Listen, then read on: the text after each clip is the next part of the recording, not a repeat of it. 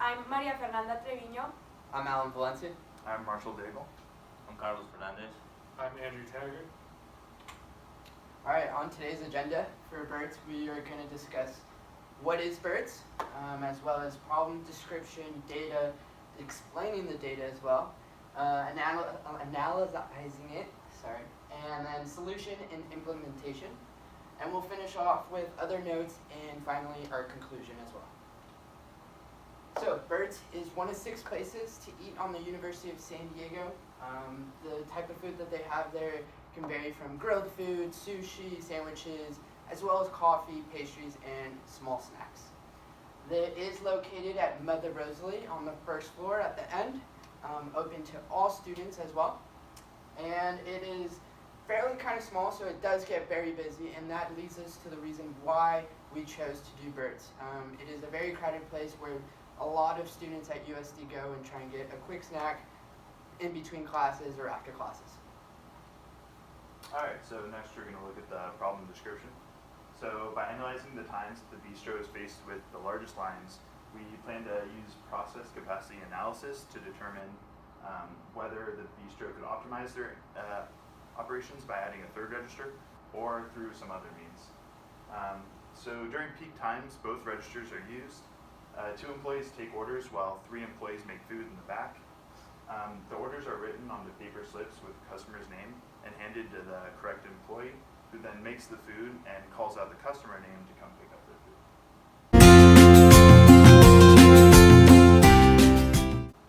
So looking here at the data, we used an Excel model to estimate the wait time of customers in line while they're at Bert's. So we looked at a few factors from 12 o'clock to 12:30. We determined this to be the busiest time for Bert's because this is when their line gets the longest and a lot of students get out around 12 o'clock and come to eat lunch here. So we broke it down into 6 periods over this time, each with 5 minutes, so 12 o'clock to 12:05, 12:05 to 12:10, and so on. So the first factor we looked at was the amount of customers arriving during this time, and it progressively increases as you move on, and then it starts to fall off around period 3 or 4. So the busiest time where the most students are arriving is from 12:05 to 12:10. During this time, we had 36 customers arrive. So this is kind of why the process at Bert's needs to be optimized, because we had a lot of traffic coming in, the line was very long, and the wait time was long. The next factor we looked at was the capacity to take orders. So this first Excel model looks at their capacity with 2 registers. We were considering adding a 3rd, but that's why we wanted to run the model and see what the wait time difference would be. So throughout the period from 12 o'clock to 12:30, their capacity to take orders with both registers is at 17.5 customers per 5 minutes. This counts in the fact that customers were using a variety of payment methods, something we'll talk about later and how that affects. But throughout this time, it takes 17.5 customers per 5 minutes. Looking at the capacity to make food, this includes the kitchen and the grill. Their capacity during this time is 20. So they can serve 20 customers per 5 minutes, greater than the capacity to take orders by a few customers. And the next factor was the amount of customers in line throughout this time. So using our Excel model, we calculated the amount of customers in line at the beginning and the amount of customers in line at the end.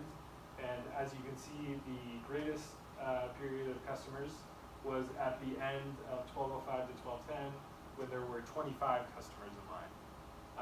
This was also coincided with the longest expected wait time, which was 7.14 minutes. This was just the wait time to take your order. We did not have any wait time at all for the unserved meals, because the capacity to serve meals was larger than the capacity to take orders. So if you look at the key factors, you'll see that the most people in line, as mentioned, was 25. The most unserved meals was 0 because it had a greater capacity of 20, greater than the 17.5. And the longest wait time was 7.14 minutes.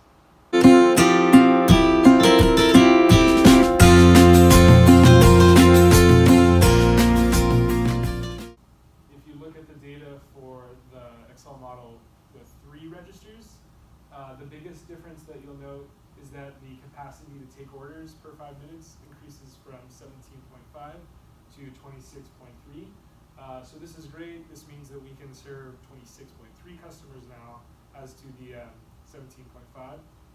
Although the one thing to note is the bottleneck is no longer the take orders capacity.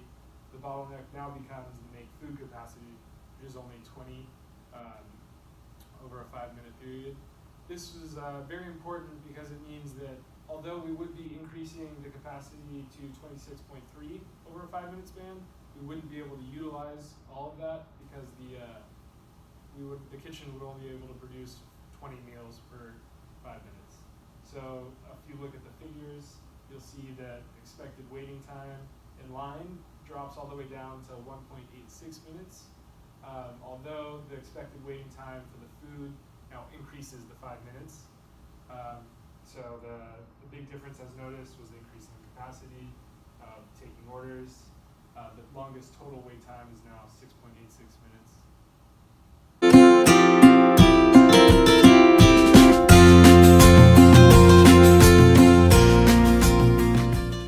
A few kind of overviews of the figures, including both Excel models. The first one, the 2 registers, had the longest wait time of 7.14 minutes. Despite adding a 3rd register and increasing the amount of orders that can be taken, we are only decreasing the wait time to 6.86 minutes because we have the new bottleneck of the making food capacity. As you can see, again, 17.5 to 26.3 was the increased take orders capacity with the 3rd register.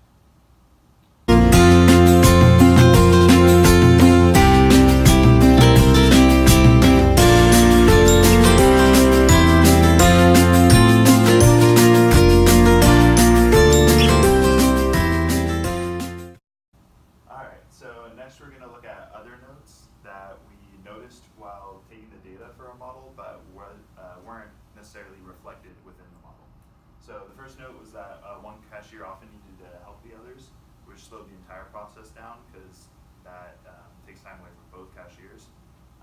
The next was that the bistro was often out of major items such as avocado and beef, and in the long run, this could lead to a loss of customers.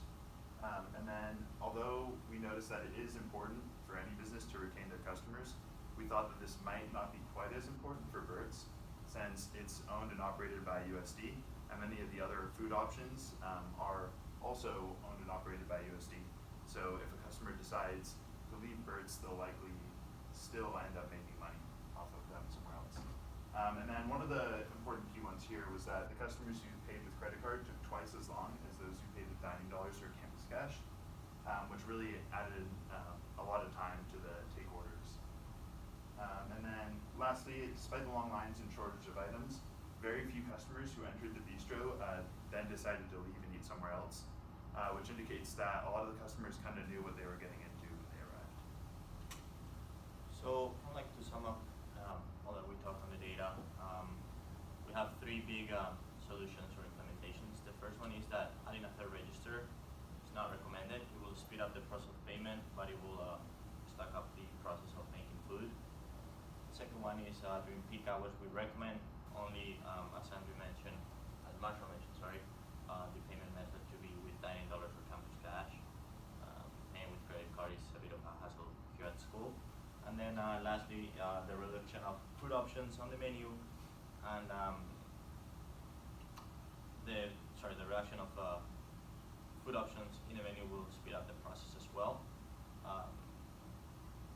Making a personalized meal will not be optional during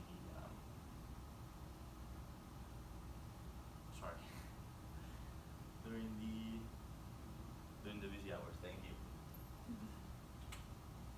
So we concluded as a team that by doing this project, we learned to implement what we have seen in class into real life situations. We didn't know that all that we saw in class could be in a real life situation that every company or any business does have these problems that they need someone to take care of them. And as we implemented the process capacity analysis, which it's modeled the capacity of infrastructure, facilities, processes, services, and machines. And well, we learned to implement all the models seen on class into our project. Thank you.